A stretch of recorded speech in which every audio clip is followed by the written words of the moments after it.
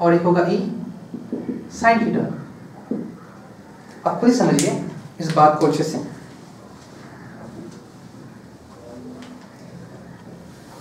ये surface area है और ये इलेक्ट्रिक लाइन से फोर्स मैंने रेट से दिखाया, पूरा का पूरा पास कर दिया। फ्लक्स मैंने क्या सिखाया? Flux is equal to total intensity जो पास करो उसे किससे पास कर रहा है? पूरे एरिया से। हो गया ये, ठीक है। अब क्या है कि अगर आपका मान लीजिए ये ऐसे बेंड हो गया, ऐसे बेंड हो गया, तो इसका दो कंपोनेंट होगा, है ना? पकड़ तो नहीं पाऊंगा पेन को, फिर भी कोशिश करता हूं, ठीक है। इसका दो कंपोनेंट आ रहा है, तो यहाँ अगर थीटा तो ये क्या होगा? ई कॉस थीटा, ये क्या होगा? ई साइन थीटा। तो कहीं ना कहीं आप समझ सकते हैं इसको कि अब आ रहा है ई कॉस थीटा और आ रहा है साइन थीटा। अब आप बताइए सरफेस से पास होने के लिए हवा का चलना ऐसे जरूरी है या ऐसे? जो हवा ऐसे बहेगा सुई सुई करके बाहर निकल जाएगा। कभी विंडो में आवाज देता है क्यों निकल जाएगा, वो जो अंदर आएगा वो मुझे मिलेगा, जो क्रॉस हो जाएगा नहीं मिलेगा। हवा यहाँ से चला गया, आपको छुआ नहीं छुआ, सामने से चलेगा आपको फील होगा क्या हवा आ रहा है ना? तो हवा पे तभी एक्ट होगा जब आपके परपेंडिकुलर होगा, है ना? ठीक है। तो पहले तो परपेंडिकुलर था, तो इस केस में जो इंटेंसिटी है वो एग्जैक्टली परपेंडिकुलर है, तो दरकार नहीं पड़ा तोड़ने का। तो अब दिमाग में एक बात उठ रहा है, अच्छा कि इंटेंसिटी ऑलवेज वो वाला कंसीडर होगा, हम लोग उसी इंटेंसिटीज को लेंगे जो सरफेस एरिया पे परपेंडिकुलर होगा। पॉइंट, क्योंकि अभी दो चीज आने वाला है, एक सरफेस एरिया और एक एरिया फैक्टर, दोनों से एंगल अलग अलग होता है। मैंने वर्ड क्या यूज किया? सरफेस एरिया पे परपेंडिकुलर होगा, ठीक है। अब आप समझिएगा, जब इक्वेस्ट्रेस को इन कर रहा है, जस्ट आउट, सॉरी एक शीट है तो आउट कर रहा है, तो इसका जो अगर बात किया जाए तो ये एरिया हो गया, और इसका एरिया वेक्टर कौन सा होगा? ये एरिया वेक्टर होगा ना, ऑलवेज आउट। हम बताएं एक शीट के लिए ऑलवेज आउट लेते हैं हम लोग, इन नहीं लेते, ठीक है। आपके हिसाब से मैं दिखा रहा हूँ इधर, ठीक है, आउट, मेरे हिसाब से इन, लेकिन आपके हिसाब से वो जब देखेंगे आप लोग सामने से तो आउट देखेंगे। आप लोग के लिए ये इन होगा तो इसका एरिया इधर होगा। तो एक शीट में हम लोग इन वाला ये एरिया नहीं लेते हैं, सिर्फ आउट वाला एरिया लेते हैं, है ना? तो ये आउट वाला एरिया हो गया। अब अगर डायरेक्ट पास किया, सीधा अगर आ रहा है, जैसे इस केस में सीधा आ रहा है, तो ये ई इस पूरा ए से कितना पास किया? पूरे ए से पास किया, तो ये हो गया। अब आप बात कीजिए इस ई के एंगल का, इस ई के एंगल, देखिए अब मैं पॉइंट पे आ रहा हूँ पूरा, तो ये ई जो है सरफेस एरिया में परपेंडिकुलर है, मतलब कि angle between surface area and electric field vector. Sir मतलब ये हो गया कि जिस केस में इलेक्ट्रिक फील्ड वेक्टर, अब ये हो या अकेला सिंगल हो, ठीक है, कोई भी हो, जब इलेक्ट्रिक फील्ड वेक्टर एरिया के ऊपर परपेंडिकुलर होता है तो एरिया वेक्टर के साथ क्या होता है? पैरेलल। क्या होता है?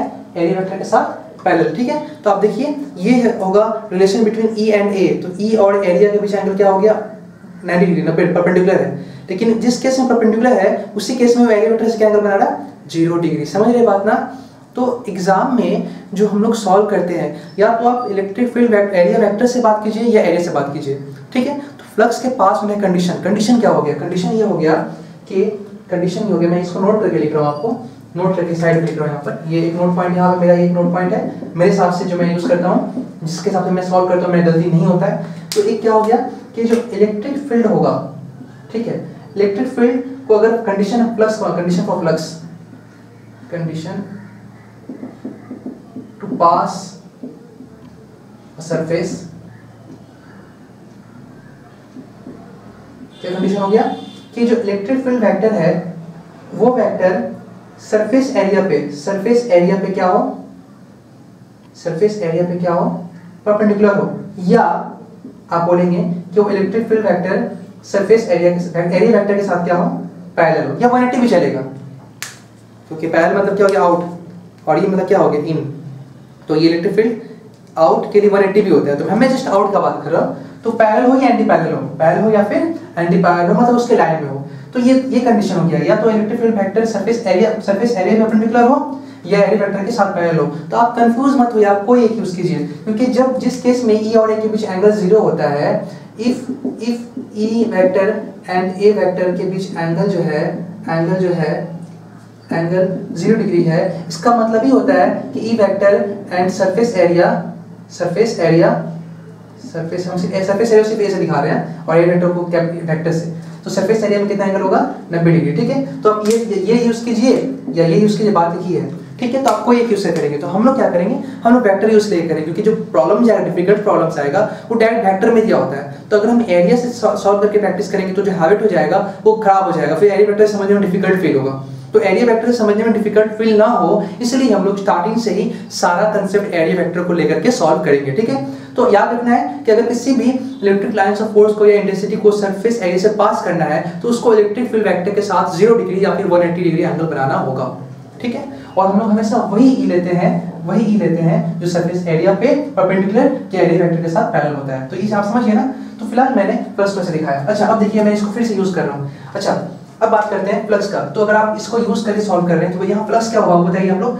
फ्लक्स क्या होगा यहाँ से, देखो फ्लक्स इज इक्वल टू आप सर आपने बताया कि पूरे सरफेस एरिया से, पूरे एरिया से कितना फील्ड पास कर रहा है, तो ई पूरा ही पास कर गया। लेकिन इस पर पूरा एरिया कितना है, एरिया तो वही है, इसका फ्लक्स क्या होगा केस 2 का। तो पूरा सरफेस एरिया अभी भी ए है, लेकिन जो पास हो रहा है वो ई, एरिया तो यही है लेकिन जो पास हो रहा है वो पूरा ई पास नहीं हो रहा है। इस ई का कुछ पार्ट क्या हो रहा है, पास हो रहा है, क्योंकि मैंने बताया ई वही यूज करते हैं जो परपेंडिकुलर होता है, कहाँ गया, जो एरिया वेक्टर के साथ क्या होता है, पैरेलल। ठीक है, तो ये ई है और ये ई है, तो ये ई एरिया वेक्टर के साथ पैरेलल है और ये ई जो है एरिया वेक्टर के साथ परपेंडिकुलर है, तो ये पास नहीं होगा, क्योंकि ये ई अगर एरिया वेक्टर के साथ पैरेलल है मतलब कि वो इस एरिया पे क्या है, परपेंडिकुलर है। देखो, क्योंकि ये जो ई है वो इस एरिया वेक्टर के साथ पैरेलल है, मतलब उसका सरफेस एरिया पे क्या है, वो परपेंडिकुलर है। समझ, परपेंडिकुलर है ना। तो इसका मतलब कि हम लोग वही यूज करेंगे जो ए वेक्टर के साथ पैरेलल होगा, मतलब कि सरफेस एरिया पे परपेंडिकुलर होगा। तो हम लोग यहाँ पे पूरा ही पास नहीं किया, ये ही पास नहीं किया, इसका कुछ कंपोनेंट लॉस हो गया, तो ई को तोड़ दिया, ई cos ई sin में, तो यहाँ पे ई क्या आएगा, ई cos थीटा। समझ गए, मैं इसलिए मैंने बताया था कि हम लोग में जो फॉर्मूला होता है वो सिर्फ ई और ए होता है। तो ये पूरा क्या है, ये इस केस का पूरा ई है और ये पूरा क्या है, इस केस का ए। तो फ्लक्स हमको बन गया फॉर्मूला क्या बन गया, ये cos थीटा बन गया, है ना। प्लस क्या बन गया, ये cos थीटा। अब मैं इसको थोड़ा मिटा कर रहा हूं क्योंकि मुझे एक और कंडीशन दिखाना है। ठीक है,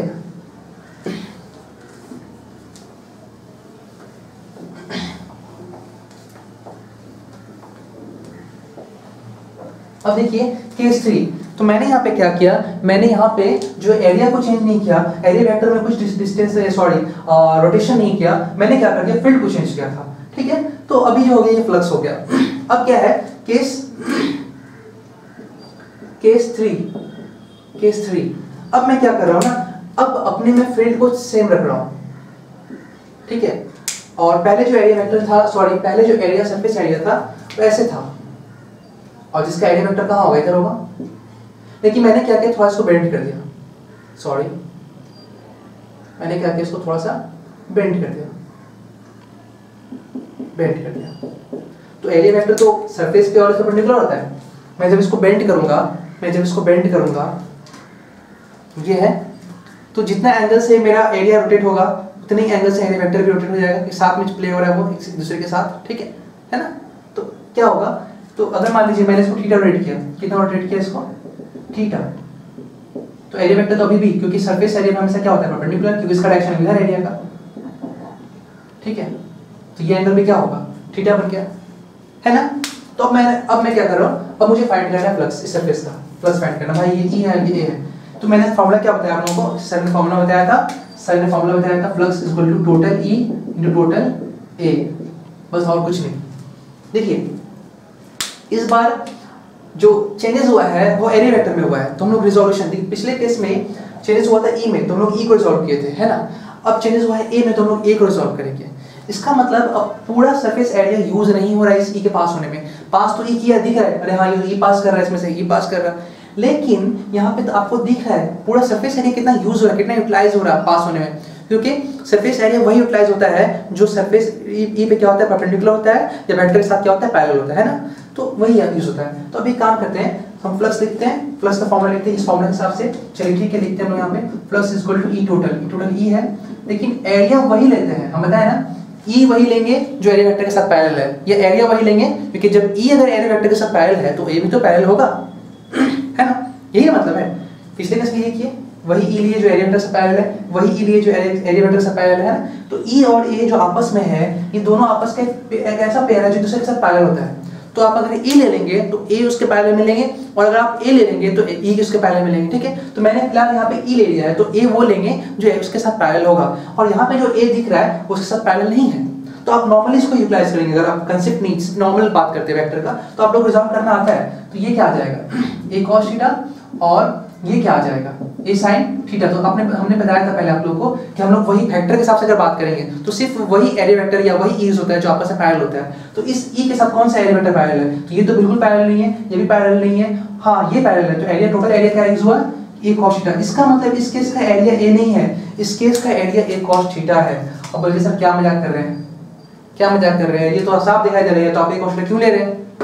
अब मैं समझाता हूँ इस बात को, ठीक है। क्योंकि देखिए फ्लक्स पढ़ना और समझ के पढ़ना, ऐसे तोड़ के पढ़ना फर्क होता है। बच्चे लोग ये कॉस थीटा इसमें भी करेगा, ये कॉस थीटा इसमें भी करेगा, ये कॉस थीटा इसमें भी करेगा, ये कॉस थीटा। अरे भैया तुम्हारा तीनों केस में ये कॉस थीटा लग रहा है, लेकिन तुमको जानते हो कि बेसिक डिफरेंस क्या है यहाँ पे, सिर्फ रट्टा मार रहे हो। कुछ समझ में भी आ रहा है क्या कि बोलना क्या चाह रहा है ये कॉस थीटा यहाँ पे, ये कॉस थीटा की इंपॉर्टेंस है, वो रट्टा नहीं है ये कॉस थीटा, कुछ नहीं ऐसा।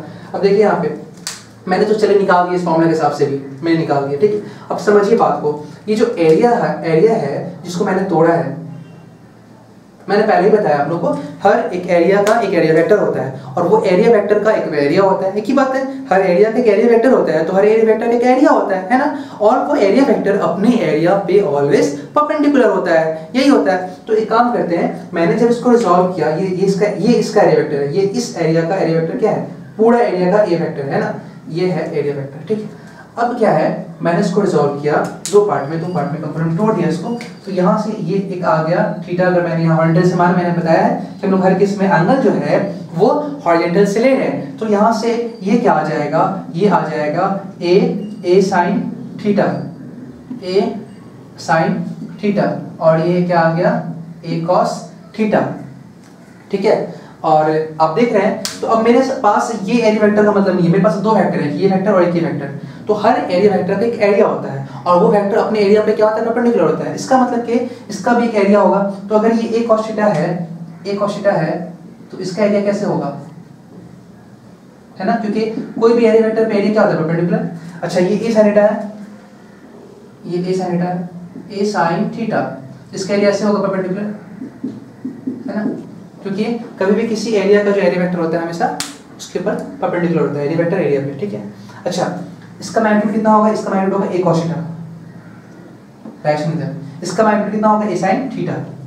अच्छा अब समझ में आया बात आप लोग, हम लोग कर क्या रहे हैं। देखिए मैंने इस एरिया को तोड़ दिया, मतलब इस एरिया का दो एरिया लेंगे, क्योंकि अगर वेक्टर दो है तो कंपोनेंट होगा। तो ये एरिया का दो एरिया, मतलब कि दो कंपोनेंट एरिया, एक ये एरिया एक एरिया, इन दो एरियाज को जोड़ेंगे तो ये एरिया आ जाएगा, है ना। तो अगर मैं यहाँ पे ड्रॉ करूँ तो थोड़ा गंदा हो जाएगा डायग्राम, लेकिन मैं ड्रॉ करूँ या फिर अलग कर देता हूँ, ठीक है। तो ये हुआ ए एरिया, और ये हो गया ए कॉस थीटा, और ये हो गया ए साइन थीटा, समझ रहे हैं ना। तो ये वाला जो है वो है ए को मैं लिख दे रहा हूँ, ए कॉस थीटा वैल्यू, और ये वाला जो है क्या हो जाएगा, कहाँ गया, ये हो गया ए साइन थीटा वैल्यू, और ये रिजल्टेंट जो आ गया क्या हो गया, ये वाला रिजल्ट आएगा, क्या हो जाएगा ए, क्या हो जाएगा ये हो जाएगा ए, ठीक है, समझ गए ना। मतलब कि इन दोनों एरिया वेक्टर को जोड़ेंगे तो आ जाएगा ये। तो ये वेक्टर में हो गया, ये एरिया के टर्म में हो गया, तो मैंने वेक्टर के एरियाज को दिखाया है। अब आप समझिए फील्ड मैंने पास किया ऐसे, देखिए फील्ड पास किया, यहाँ दिखाइए या फिर यहाँ दिखाइए, चलिए यहाँ दिखाइए, कहीं भी दिखाइए, फील्ड पास किया, चलिए।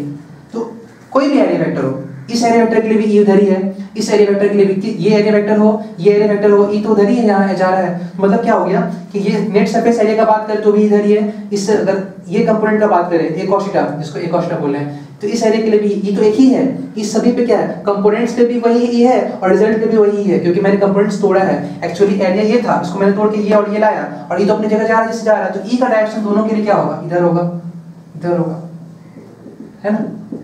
अब बताइए कि इन दोनों में से कौन सा पास हो रहा है एरिया से, ई तो पास किया, ये देखिए इससे पास हुआ क्या भाई, ये एरिया ऐसे है, ये एरिया ऐसे मतलब इसका एरिया कहाँ है, ये सारा नीचे है, और ये फील्ड कहाँ पास हो रहा है, फील्ड ऐसे पास हो रहा है, ऐसे, तो इसको पास करेगा, ये फील्ड इसको पास करेगा, नहीं तो निकल जाएगा, पास ऐसे होगा ना। तो इसका मतलब क्या हो गया, इस केस में ई और ई में 90 डिग्री एंगल है। तो अगर एरिया वेक्टर और एरिया के बीच 90 डिग्री एंगल है, इसका मतलब होता है कि जो इंटेंसिटी है वो एरिया सरफेस एरिया में पैरेलल है, और अगर इंटेंसिटी सरफेस एरिया में पैरेलल है तो पास ही नहीं करेगा उससे, अच्छा पास ही नहीं करेगा तो फ्लक्स ही नहीं आएगा। तो अच्छा यहाँ देखते हैं, यहाँ पे इंटेंसिटी एरिया वेक्टर के साथ क्या है, पैरेलल है, मतलब सरफेस एरिया पे क्या है, परपेंडिकुलर है, ये पास करेगा। इसका मतलब ये हो गया कि पूरे एरिया का एक कंपोनेंट ए sin थीटा है जिससे कोई फील्ड पास नहीं कर रहा है, लेकिन इस पूरे एरिया का एक कंपोनेंट ए cos थीटा है जिससे फील्ड पास कर रहा है। तो कहीं ना कहीं आप समझ रहे हैं इस पूरे ए एरिया से फील्ड पास नहीं किया। आपको देखने में लग रहा है कि पूरा डायग्राम में ए है, लेकिन पास सिर्फ कितना से कर रहा है, सिर्फ ए cos थीटा कर रहा है। समझ रहे हैं? तो जब मैंने ये रिजल्टेंट एरिया ई लिया था और ये रिजल्टेंट एरिया ए लिया था और ये ई था, तो इस ए का दो पार्ट था, एक ए cos जिससे फील्ड पास कर रहा है और एक था ए sin से कोई फील्ड पास नहीं हो रहा है, ये तो पैरेलल निकल जा रहा है। तो इस एरिया का सिर्फ एक ही पार्ट यूज हो रहा है पास होने में और वो है ये पार्ट यूज नहीं हो रहा है, इसीलिए मैंने क्या किया, तो आप मैंने बताया था ई वही यूज होता है जो एरिया वेक्टर के साथ पैरेलल हो या सरफेस एरिया परपेंडिकुलर हो। तो मुझे वेक्टर से करना है तो ई वही लेंगे जो एक साथ पैरेलल हो या ए वही लेंगे जो एक साथ पैरेलल हो। तो यहाँ पे ये ए जो है वो एक साथ पैरेलल नहीं है, तो मैंने इस साइन को नहीं लिया, मैंने किसको लिया, ए cos थीटा। तो ए का कितना पार्ट यूज हुआ, सिर्फ ए cos थीटा। तो टोटल एरिया क्या यूज हो रहा है, ए यूज हो रहा है क्या, नहीं, टोटल एरिया ए नहीं, total area A cos theta use हो रहा है। तो इसीलिए मैंने यहाँ पे क्या यूज किया है, टोटल इंटेंसिटी तो ई है, ठीक है, लेकिन एरिया पूरा ए यूज नहीं हो रहा है, उसका सिर्फ ए cos थीटा यूज हो रहा है। तो कहीं ना कहीं फिर से मैं बता रहा हूँ आपको, यहाँ पे ये हो गया पूरा एरिया, टोटल फील्ड। यहाँ पे इस केस में क्या था, टोटल एरिया ए था और फील्ड टोटल क्या था, ई नहीं था, फील्ड टोटल क्या था, ई cos थीटा। और बात समझ रहे हैं? पूरे जो फॉर्मूला हम लोग का ये cos थीटा है, उसमें जो ए का मतलब है और ई का मतलब है, थीटा का मतलब क्या है, समझ रहे ना? तो एक्चुअल कांसेप्ट जो होता है फ्लक्स में वो यही होता है कि टोटल ई थोड़ी टोटल एरिया। अब उसको तोड़ के जब हम लोग सॉल्व करते हैं तो फॉर्मूला आता है ई ए cos थीटा। यहाँ से क्या आ गया, ई ए cos थीटा, ठीक है, तो आता है, समझ गए ना? Where theta is the angle between, देखिए थीटा क्या है एग्जैक्टली, तो थीटा है ये ई वेक्टर और ए वेक्टर के बीच का एंगल, ठीक है।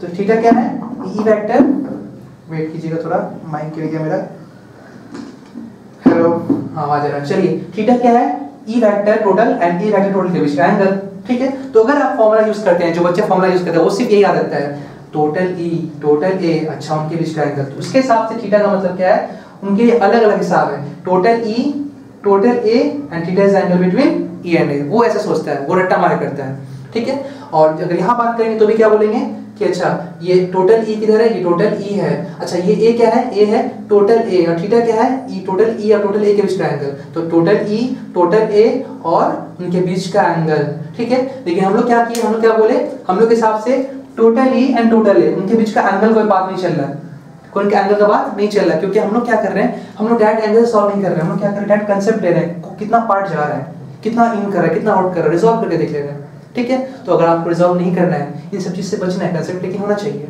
आप याद कर लेंगे अलग बात है। तो आप डायरेक्ट फॉर्मूला यूज कीजिए, टोटल ई जो भी डाल दीजिए, टोटल ई जो भी डाल दीजिए और उनके पीछे एंगल डाल दीजिए। ये सब रिजॉल्व करके मत देखिए कहां से पास और कहां से नहीं हो रहा।